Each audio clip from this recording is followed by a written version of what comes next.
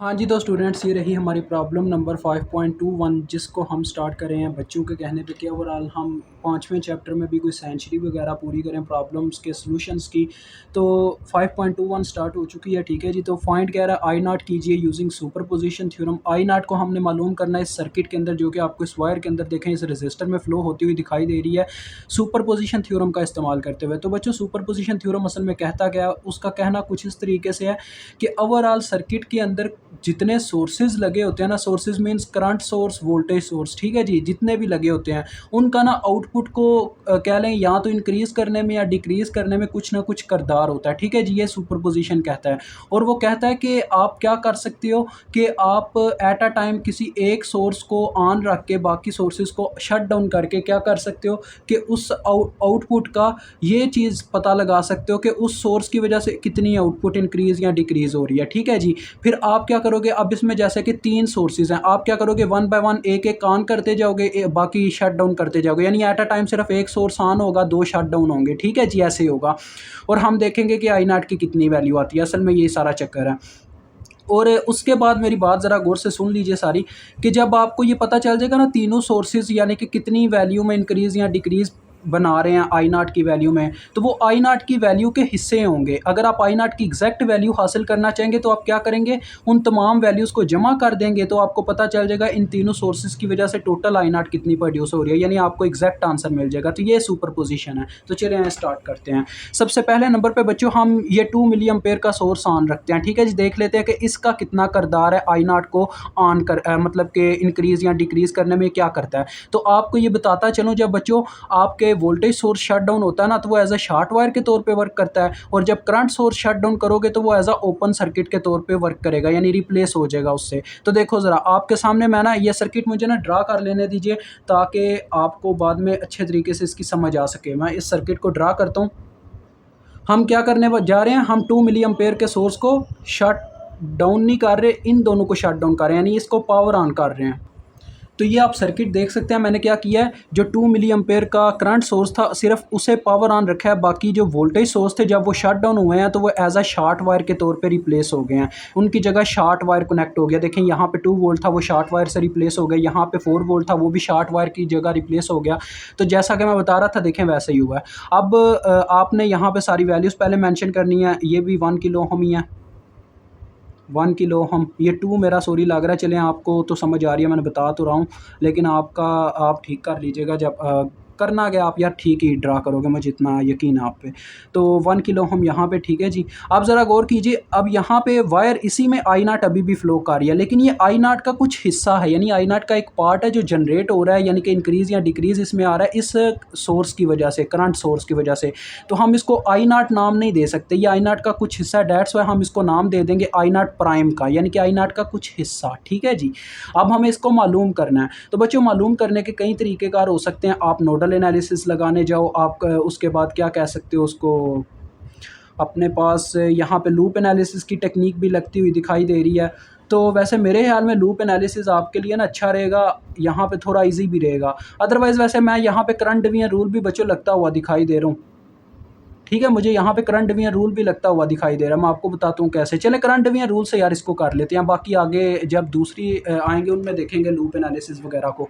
तो देखें ज़रा गौर कीजिएगा, आपको पता है बच्चों ये करंट डिवीजन रूल जब लगता है तो क्या होना चाहिए, आपका सर्किट जो है उसमें हर एक चीज़ पैरेलल में लगी होनी चाहिए। पर यहाँ पे क्या देखने को मिल रहा है, देखें यहाँ पे असल में चक्कर ये है, ये जो 2 मिली एम्पेयर है वो यानी इस वायर के साथ तो पैरेलल में है, इस वायर के साथ भी पैरेलल में है, लेकिन ये इस पूरी ये जो बीच में नज़र आ रहा है ये थोड़ा ना ऐसे ना डिफरेंट टाइप सा, थोड़ा मतलब तंग करने वाली चीज़ है, कोई समझ नहीं इसकी लग रही है क्या है, मतलब रजिस्टर का क्या ताल्लुक है आप इसमें।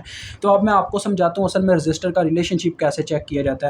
जब बच्चों 2 रजिस्टर्स के दरमियान अपर और लोअर टर्मिनल कॉमन हो वायर का, तो वो आपस में पैरेलल में कनेक्ट होते हैं, और जब एक टर्मिनल कॉमन हो तो वो सीरीज़ में होते हैं। ऐसे पैरेलल और सीरीज़ निकाला जाता है। अभी आपके सामने मैं देखें क्या करता हूँ, आपको मैं करके दिखा सकता हूँ, लेकिन आपके ये माइंड में होगा पेपर में अगर ये क्वेश्चन ऐसा आता है, यानी कि जो मैं करके दिखाने लगा, ज़रा देखिएगा।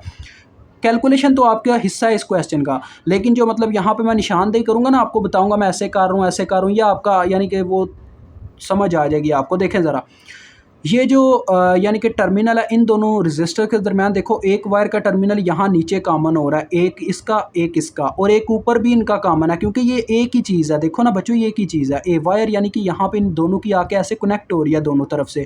तो क्या हुआ, अपर टर्मिनल यहाँ पे कॉमन, लोअर टर्मिनल यहाँ पे कॉमन, तो ये दोनों आपस में क्या हो गए, पैरेलल में हो गए। तो इन दोनों का हम पैरेलल निकाल लेंगे। देखें पैरेलल में R1 के नाम से निकालने लगूँ। R1 इज इक्वल टू, बच्चों पैरेलल कैसे निकालते हैं, जब दो यानी कि जब दो वैल्यूज़ का पैरेलल निकालना हो तो सीधी सी बात होती है, उनकी वैल्यूज़ का ऊपर मल्टीप्लिकेशन हो जाता है, नीचे सम हो जाता है, ऐसे इनका पैरेलल निकाला जाता है। तो ये आपके पास आ जाएगा 0.5 के।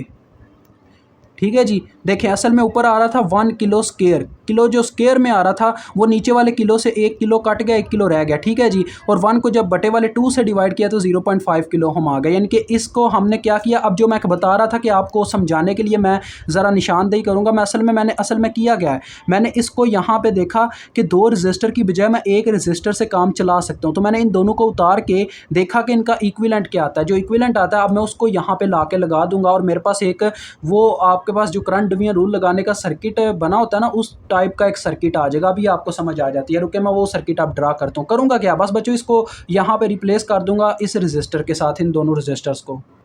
तो ये बच्चों आप देख सकते हो मैंने सर्किट वही ड्रा किया है, बस जो जहाँ पे 2 रजिस्टर लगाए हुए थे वहाँ पे अब एक रजिस्टर हो गया, यानी उनका इक्विवेलेंट आ गया, जो कि R1 के नाम से ऐसे आपने मेंशन करना है, R1 इज इक्वल टू, ताकि पता चले कि बच्चे ने इन दोनों रजिस्टर्स को यानी ऐसे कट ऑफ किया है। ऊपर एक फिक्रा भी आपने लिखना है, 2K and 1K are in parallel, so यानी कि हम कहेंगे कि जैसा कि सॉरी 2K नहीं है, ये 1K है, माजरत, 1K and 1K both are in parallel, so R1 is equal to, यानी कि उनका पैरेलल हम इस तरह से ले रहे हैं, ये हम उसको कह देंगे। तो कितना आया जी, 0.5 किलो हम आया। और नीचे आपको पता है कौन सा लगा हुआ था, 4 किलो हम का लगा हुआ था। देखें वायर वही है, बस ये मैंने थोड़ा छोटा करके सर्किट बनाया, क्योंकि जब मुझे दूसरा सर्किट बनाना पड़ेगा जगह चाहिए होगी मुझे, और मेरे ख्याल में तो मुझे एक और पेज इस्तेमाल करना पड़ेगा इस क्वेश्चन के लिए। अब इस वायर के अंदर आपके सामने I0 प्राइम फ्लो कर रहा था और यहाँ पे था 1 किलो हम का रजिस्टर इस साइड पे इस वायर में। अब बच्चों ज़रा मेरी बात गौर से सुनिएगा, अब आपके सामने आ गया same to same current division rule का सर्किट। अब यहाँ पे तीनों वायर्स आपस में पैरेलल में लगी हैं, वो एक अलग बात है। इस वायर के अंदर 2 रजिस्टर आपस में सीरीज़ में है, क्योंकि इन दोनों के दरमियान एक टर्मिनल वायर का यहाँ पे कॉमन हो रहा है और दूसरा टर्मिनल दोनों का डिफरेंट साइड पे कनेक्टेड है। दैट्स वाई ये एक टर्मिनल कॉमन होने की वजह से ये दोनों पैरेलल में हैं, सॉरी सीरीज़ में है। तो सीरीज़ लेने की ज़रूरत नहीं है, हमने बस I0 प्राइम निकालनी है, हम निकाल लेंगे। असल में हो क्या रहा है बच्चों, देखो ये एक नोड है, क्योंकि नोड एक ऐसा पॉइंट होता है जहाँ पे एक से ज़्यादा चीज़ों की वायर अटैच हो, और यहाँ पे देखो 3 चीज़ों की वायर अटैच है, एक इस रजिस्टर की, एक इस रजिस्टर की और एक इस करंट सोर्स की। अब ज़रा गौर करें, ये जो करंट सोर्स है ये असल में टोटल करंट है। ये क्या करती है, ये ऐसे यहाँ से निकलती है इस बैटरी में से, जब ये इस बैटरी में से निकलती है यहाँ पे आके इसको आगे 2 रास्ते मिलते हैं, एक ये वाला रास्ता और एक ये नीचे वाला रास्ता। ये जो नीचे वाला रास्ता है उसमें देखें उसने बताया हुआ है कि I0 प्राइम के नाम से करंट चली जाती है। इस रास्ते की तरफ जो करंट जाती है उसको आप कोई भी नाम दे सकते हो, लेकिन देने की ज़रूरत नहीं है, क्योंकि आपको उस वायर में से करंट मालूम करने की ज़रूरत ही नहीं है। आपने इस वायर की करंट को मालूम करना है। तो जैसा कि बच्चों हमने करंट डिवीजन रूल का फार्मूला पढ़ा हुआ है, अगर आप किसी वायर यानी इस तरह के सर्किट में से अगर आप इस वायर की करंट मालूम करना चाहते हो तो आपको क्या करना पड़ेगा, आपको जिस वायर में आप करंट मालूम कर रहे हो उसके पैरेलल वायर की रेजिस्टेंस ऊपर रखनी होगी। अब ये जो होल वायर है इसके पैरेलल में कौन सी वायर लगी हुई है, ये इस रेजिस्टर की। देखें क्योंकि इनका एक टर्मिनल यहाँ पे कॉमन है वायर का और एक ये नीचे कॉमन है,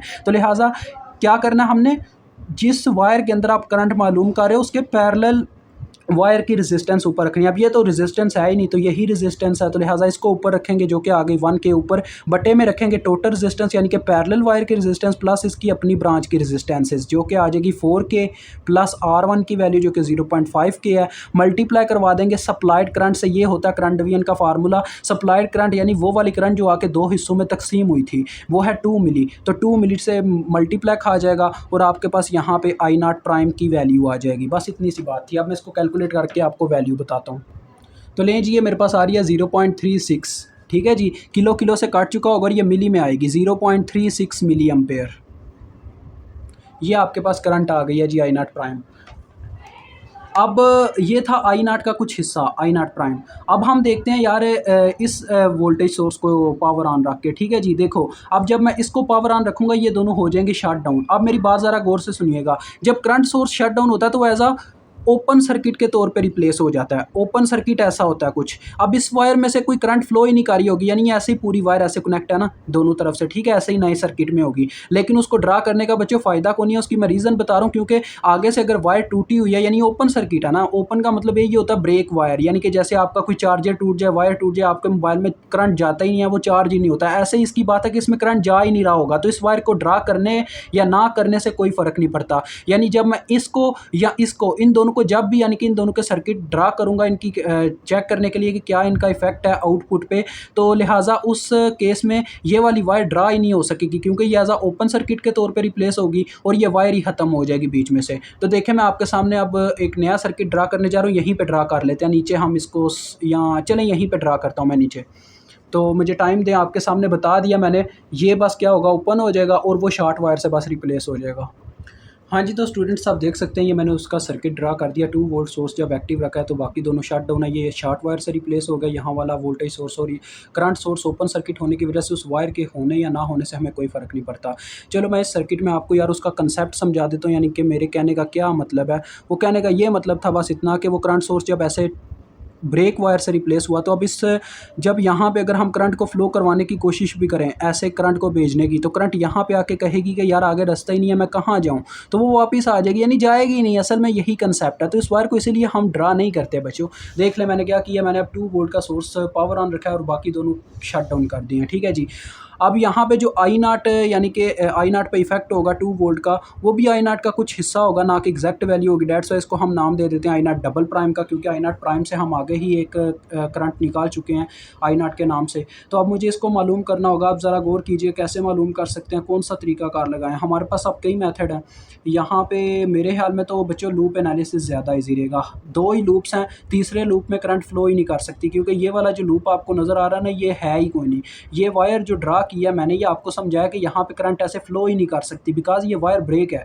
डेट्स वाई यहाँ पे करंट फ्लो नहीं करेगी, बस इन 2 लूप्स के अंदर करंट फ्लो करेगी। तो ये 2 लूप्स हैं बस आपके पास। तो यहाँ पे मैं I1 के नाम से करंट फ्लो करवा रहा हूँ, ठीक है जी, और इस लूप के अंदर मैं I2 के नाम से करंट फ्लो करवा रहा हूँ। और ये चीज़ आप जानते हैं कि करंट की डायरेक्शन हमेशा हम लूप एनालिसिस में किस फॉर्म में लेते हैं, क्लॉकवाइज डायरेक्शन में।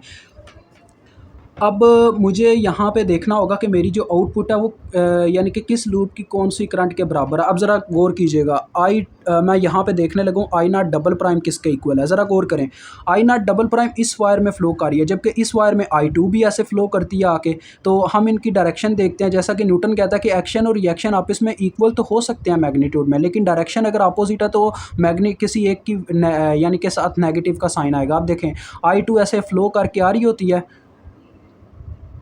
आती जाती है और यहाँ पे आके इस वायर में से ऐसे ऊपर की तरफ फ्लो कर जाती है, ऊपर की तरफ, जबकि आई नाट डबल प्राइम नीचे की तरफ आ रही है। तो लिहाजा ये दोनों की डायरेक्शन अपोजिट होगी, I2 ऊपर और ये नीचे की तरफ। तो आई नाट डबल प्राइम होगी -I2 के बराबर, यानी कि इन दोनों की मैग्नीट्यूड तो बराबर है, लेकिन डायरेक्शन अपोजिट होने की वजह से वैल्यू नेगेटिव में आ गई आई नाट डबल प्राइम की। और जो बच्चे परेशान हो रहे हैं यहाँ पे इस वायर को देख के, उनके लिए मैं फिर से बता दूँ, ये वायर है ही कोई नहीं, ना होने के बराबर है। इसमें देखें I2 नहीं गया, I2 यहीं पर ऐसे फ्लो करके ऊपर की तरफ चला गया। समझिए इस बात को। तो ये मैं आपके लिए इसको रिमूव कर रहा हूँ, कंसेप्ट को समझें। कंसेप्ट जब समझ आ जाता है ना, तो तब आपके लिए सारा काम इजी हो जाता है। इसीलिए मैंने अब इसको रिमूव कर दिया, ताकि आपको ना कोई कन्फ्यूजन ना रहे। ये वायर यानी कि है ही कोई नहीं, इसमें करंट जाना ही कोई नहीं, तो है ही कोई नहीं, इसका यही मतलब है। तो यही बस इतना सा सर्किट है आपके पास। अब असल में यहाँ पे हमें साफ ज़ाहिर हो गया, हमें अगर आई नाट डबल प्राइम को मालूम करना है तो उसके लिए हमें I1 और I2 दोनों को यानी कि I2 को मालूम करना होगा, क्योंकि अगर I1 और I2 दोनों को मालूम करेंगे तो I2 को मालूम कर पाएंगे, बिकॉज इक्वेशंस 2 बनेगी तब जाके इसने सॉल्व होना। पहले मैं KVL लगाऊंगा बच्चों अपने लूप 1 पे। Apply KVL at loop 1। KVL का क्या मतलब होता है, किरचॉफ वोल्टेज लॉ, यानी हमने हर कंपोनेंट के वोल्टेज लिखने जहाँ जहाँ से ये करंट गुजरेगी। अब मैं यहाँ से चलना स्टार्ट करता हूँ, आपने लिख लेना अप्लाई KVL एट लूप 1। ये हमारा लूप 1 है, जहाँ पे I1 का नाम है, तो जो I के साथ नंबर लिखा है वही लूप का नंबर होता है। लूप 1 ये हुआ। यहाँ से हमने ऐसे चलना स्टार्ट किया, करंट सबसे पहले इसके नेगेटिव टर्मिनल में एंटर करिए, तो ये आ जाएंगे माइनस में वोल्टेज इसके -2। मजीद ऐसे आगे बढ़ते हैं तो ये 1 किलो ओम का रजिस्टर आता है, जिसमें से सिर्फ एक करंट पास कर रही है I1, तब जाके इसमें वोल्टेज प्रोड्यूस हो रहे हैं। अकॉर्डिंग टू ओम्स लॉ इसका फार्मूला क्या बनेगा, current into resistance 1K into I1। तो ये फार्मूला आ गया 1K I1। ये इसके वोल्टेज आ गए। मज़ीद आगे जाते हैं तो देखें ये वाला रजिस्टर आता है जिसमें से दो करंट्स के पास करने की वजह से वोल्टेज प्रोड्यूस हो रहे हैं। एक I1 है जो कि ऐसे नीचे की तरफ जा रही है, और एक ये देखो, एक ये I2 है जो ऐसे फ्लो करके आ रही होती है और यहाँ पे ऐसे ऊपर की तरफ जाती है, यानी दोनों की डायरेक्शन अपोजिट होगी। I1 नीचे की तरफ जा रही है, I2 ऊपर की तरफ जा रही है, और ये सेंटर में लगा दो लूप्स के। डेट्स वाई दोनों का कोई ना कोई करदार है इसमें वोल्टेज प्रोड्यूस करने के लिए।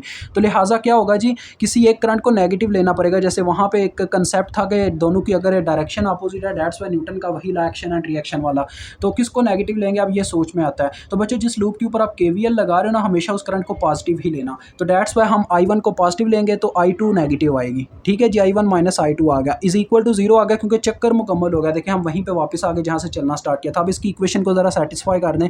ये देखें क्या बन रहा है, 2 k I1, फिर आ रहा है -1 k I2, और ये 2 दूसरी जानब जाके +2 हो गया, -2 यानी उधर जाके +2 हो गया। ये आपकी इक्वेशन नंबर 1 आ गई। इक्वेशन नंबर 2 बना के I2 की वैल्यू फिर हम by using matrix method solve कर लेंगे कैलकुलेटर पे। अब मैं यहाँ पे आपने लिखना अप्लाई KVL एट लूप 2, यानी हम लूप 2 के ऊपर KVL लगाने लगे। हम यहाँ से चलना स्टार्ट करते हैं। चलें, सबसे पहले नंबर पे देखें, इस 4 किलो ओम के रजिस्टर में से I2 की करंट गुजरती है, तो इसके सिर्फ Y2 इसमें से गुजर रही है, लिहाजा इसमें वोल्टेज किसके बराबर होंगे, 4 kI2, यानी कि करंट इंटू रजिस्टेंस, सीधा सीधा फार्मूला।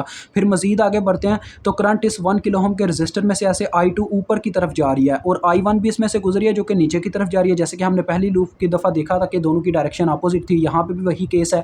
तो I2 ऊपर जा रही है और ये नीचे जा रही है, तो इसमें तब वोल्टेज प्रोड्यूस हो रहे हैं। तो इस दफ़ा हम किसको पॉजिटिव लेंगे, I2 को, क्योंकि लूप 2 के ऊपर KVL लग रहा है। तो आ जाएगा I2 माइनस I1, क्योंकि दोनों की डायरेक्शन अपोजिट थी। मजीद आगे बढ़ते हैं तो इस 1 किलो ओम के रजिस्टर में से I2 गुजरती है, तो इसके भी वोल्टेज ऐसे ही आ जाएंगे 1 kI2, क्योंकि एक करंट ही बस पास कर रही है, इज इक्वल टू आ जाएगा 0, क्योंकि चक्कर मुकम्मल हो गया। अब देखें हम यहाँ पे भी इक्वेशन ज़रा सीधी करेंगे। पहले I1 का वेरिएबल रखेंगे, वो देखें क्या बन रहा है, -1 kI1। ठीक है जी, उसके बाद हम I2 का इकट्ठा कर लेते हैं, 4k 5k और ये 6k I2 आ गया जी। अब बच्चों देखो आपके पास ये दो इक्वेशंस आ गई हैं, इनको हम लिख लेंगे मैट्रिक्स फॉर्म में।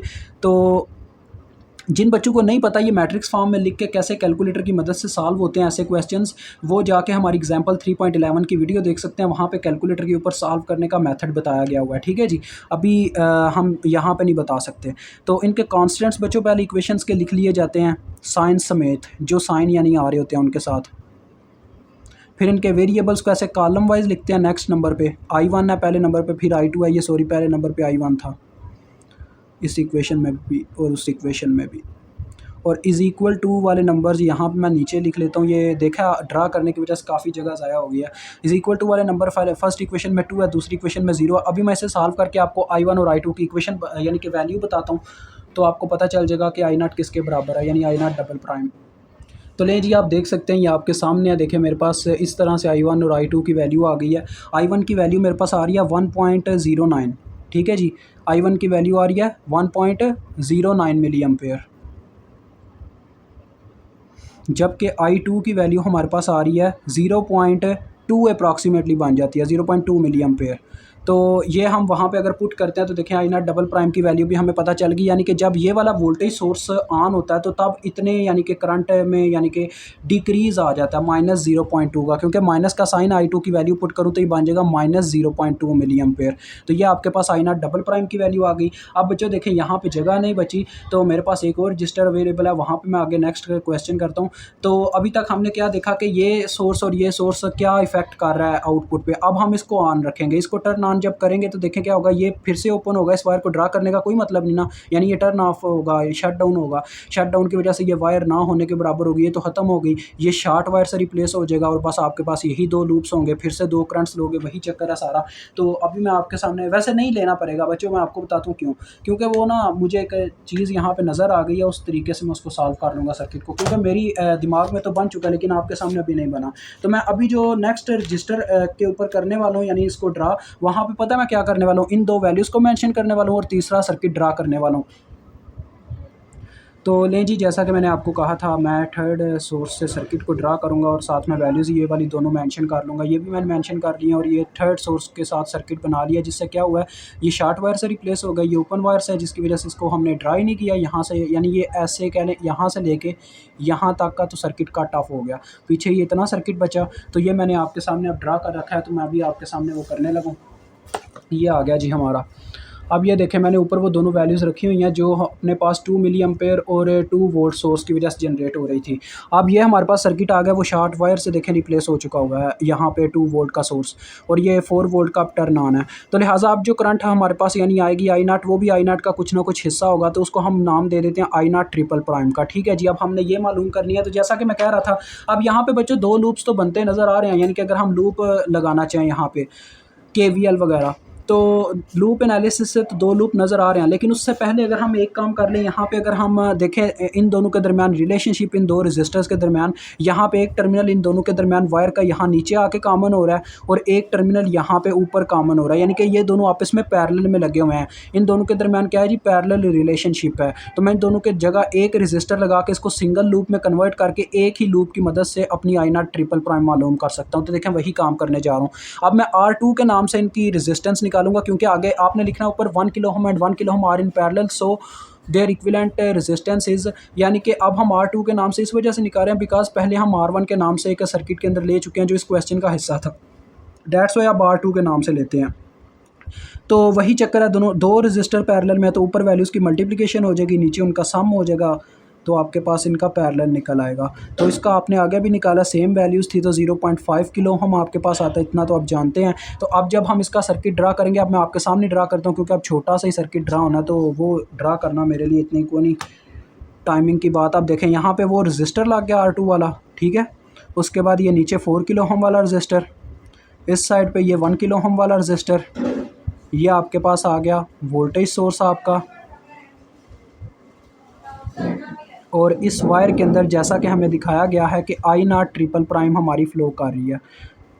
अब बच्चों देखो ये एक सिंगल लूप है, सिंगल लूप के अंदर हम इजीली यहाँ पे क्या कर सकते हैं, यहाँ पे लूप एनालिसिस की मदद से आई करंट को मालूम कर सकते हैं इस लूप की।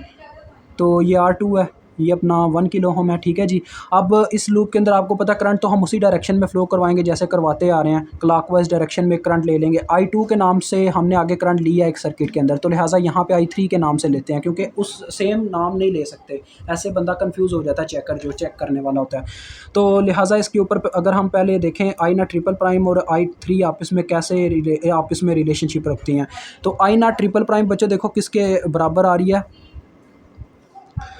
ये ऐसे अगर हम फ्लो करके देखें तो करंट जो है यहाँ पे आके ऐसे ऊपर की तरफ मूव करती है इस वायर में से, जबकि आई नॉट ट्रिपल प्राइम जो है नीचे की तरफ मूव कर रही है, यानी कि दोनों की डायरेक्शन अपोजिट है। तो बात फिर से वही है, दोनों की मैग्नीट्यूड तो सेम होगी लेकिन डायरेक्शन अपोजिट होने की वजह से ये माइनस आ जाएगा साथ में। वही न्यूटन का law, action and reaction are equal but opposite in direction, that's why यहाँ पे माइनस आ गया, ठीक है, क्योंकि दोनों की डायरेक्शन अपोजिट है। I3 जो है वो इस तरह से क्लॉकवाइज मूव कर रही है, अगर इसको आप चेक करें ना तो ये एंटी क्लॉकवाइज मूव कर रही है अगर आप इसकी डायरेक्शन एक लिहाज से देखें। अदरवाइज ऐसे फ्लो करके देखें, यहाँ पे आके ये ऊपर जाती है I3, जबकि ये नीचे आ रही है आई नॉट ट्रिपल प्राइम, फिर से वही बात है। तो अब हम क्या करेंगे, इस लूप के ऊपर KVL लगाएंगे, I3 मालूम हो जाएगी जिससे आई नॉट ट्रिपल प्राइम को मालूम किया जा सकता है। तो चलिए आए KVL लगाते हैं, हम यहाँ से चलना स्टार्ट करते हैं। आपने लिखना अप्लाई KVL एट लूप 3, ये हमारा लूप 3 बनता ना, यानी यहाँ पे इस सर्किट में I3 नाम रखा था, लूप 3 ही बनेगा। यहाँ से हमने चलना स्टार्ट किया, सबसे पहले I3 इस रजिस्टर में से गुजरते हैं, तो इस रजिस्टर के voltage according to Ohm's law आ जाएंगे 4K इंटू I3, क्योंकि अब सिर्फ एक ही करंट इन सब में से गुजर रही है बारी बारी हर रजिस्टर में से। मजीद आगे बढ़ते हैं तो इस रजिस्टर में से भी I3 गुजरते हैं, तो लिहाजा इसके हमारे पास वोल्टेज आ जाएंगे 0.5K I3, ठीक है जी बच्चों। ये आपने इसको कंसिडर अभी नहीं करना बिकॉज ये एक अननोन वैल्यू है, इसको हम कंसिडर नहीं कर रहे हैं, हम लूप एनालिसिस लगा रहे हैं I3 की मदद से, ठीक है। तो मजीद जब आगे बढ़ते हैं, ये ना हो कि कुछ बच्चे कहें नहीं जी 4 किलो में से आई नॉट ट्रिपल प्राइम भी गुजर या I3 भी गुजर या दो करंट्स लेके बैठे हो, ऐसा नहीं होता। मजीद जब आगे बढ़ते हैं तो देखें इस रजिस्टर में से भी I3 गुजरते हैं, तो इसके वोल्टेज आ जाएंगे 1K I3, ओम्स लॉ लगता जा रहा है। मजीद आगे आए तो करंट इसके पॉजिटिव टर्मिनल में एंटर हुई, तो ये आगे +4 और चक्कर मुकम्मल हुआ तो इज इक्वल टू में 0 आ गया। अब हम इसको सॉल्व करते हैं तो देखें क्या बन रहा है, 4 और ये 5.5 किलो I3 और ये 4 दूसरी जानिब जाके -4 हो गया, तो I3 की वैल्यू अभी आपको मिल जाएगी, देखें -4 के बटे में आ जाएगा 5.5 के ऊपर जाके मिली बनने वाला, और 4 को डिवाइड करके देखते हैं 5.5 से क्या बनता है।